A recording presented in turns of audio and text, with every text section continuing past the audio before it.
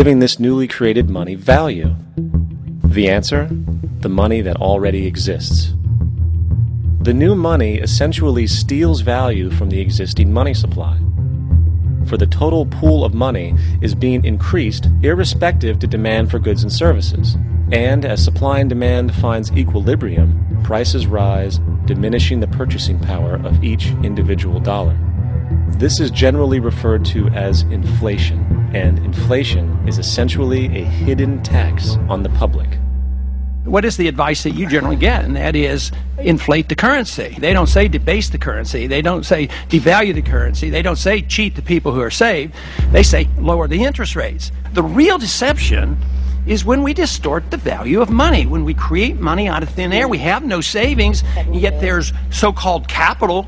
So my question boils down to this: how in the world can we expect to solve the problems of inflation, that is, the increase in the supply of money, with more inflation?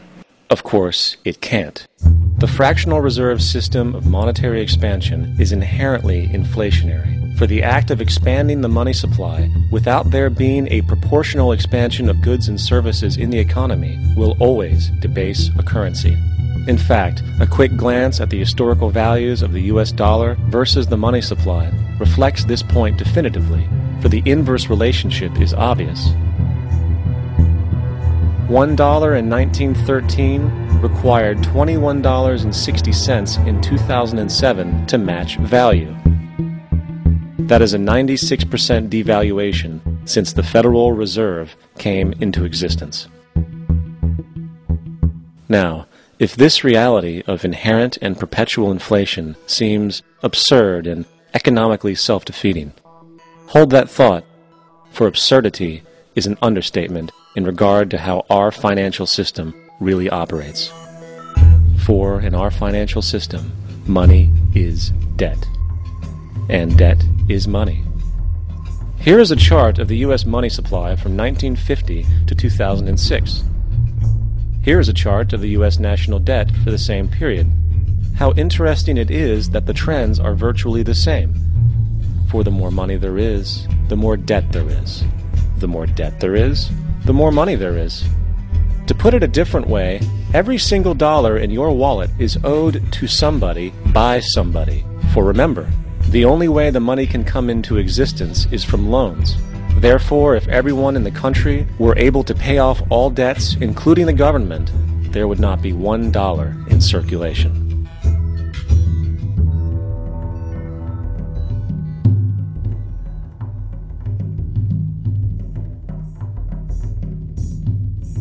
In fact, the last time in American history the national debt was completely paid off was in 1835, after President Andrew Jackson shut down the central bank that preceded the Federal Reserve. In fact, Jackson's entire political platform essentially revolved around his commitment to shut down the central bank, stating at one point, "The bold efforts the present bank has made to control the government are but premonitions of the fate that awaits the American people, should they be deluded into a perpetuation of this institution or the establishment of another like it." Unfortunately, his message was short-lived, and the international bankers succeeded to install another central bank in 1913, the Federal Reserve. And as long as this institution exists, perpetual debt is guaranteed. Now, so far we have discussed the reality that money is created out of debt, through loans.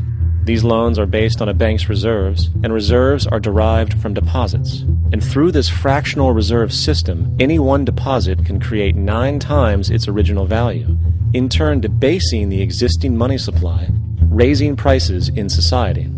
And since all this money is created out of debt and circulated randomly through commerce, people become detached from their original debt, and a disequilibrium exists where people are forced to compete for labor in order to pool enough money out of the money supply to cover their costs of living.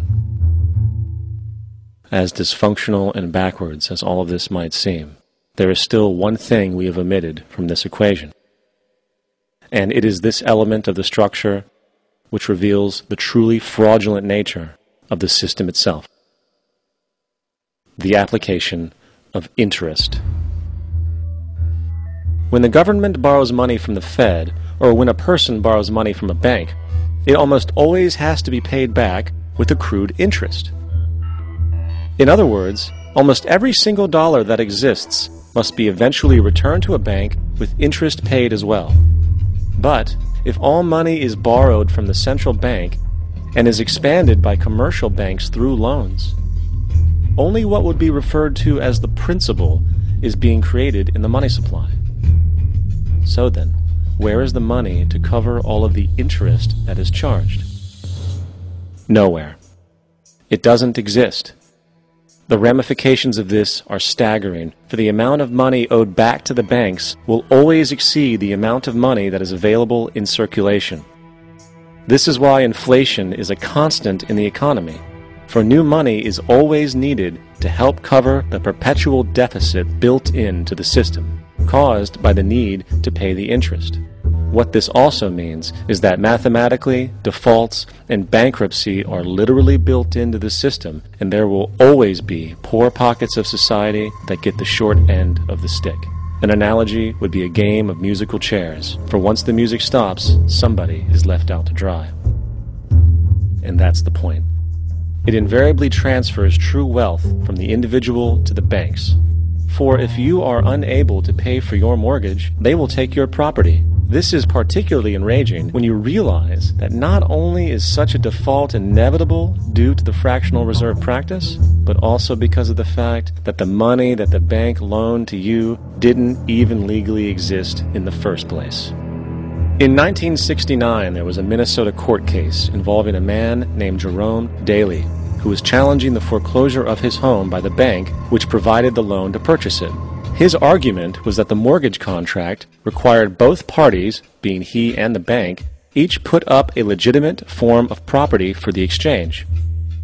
In legal language, this is called consideration.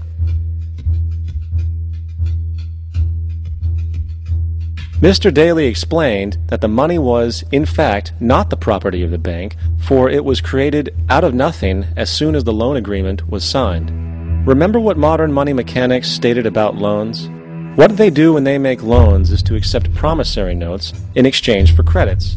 Reserves are unchanged by the loan transactions, but deposit credits constitute new additions to the total deposits of the banking system. In other words, the money doesn't come out of their existing assets.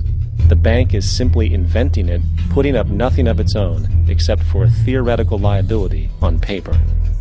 As the court case progressed, the bank's president, Mr. Morgan, took the stand, and in the judge's personal memorandum, he recalled that the plaintiff, bank's president, admitted that, in combination with the Federal Reserve Bank, did create the money and credit upon its books by bookkeeping entry. The money and credit first came into existence when they created it. Mr. Morgan admitted that no United States law or statute existed which gave him the right to do this. A lawful consideration must exist and be tendered to support the note.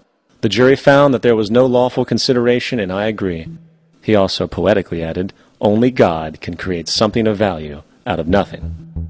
And upon this revelation, the court rejected the bank's claim for foreclosure, and Daly kept his home. The implications of this court decision are immense.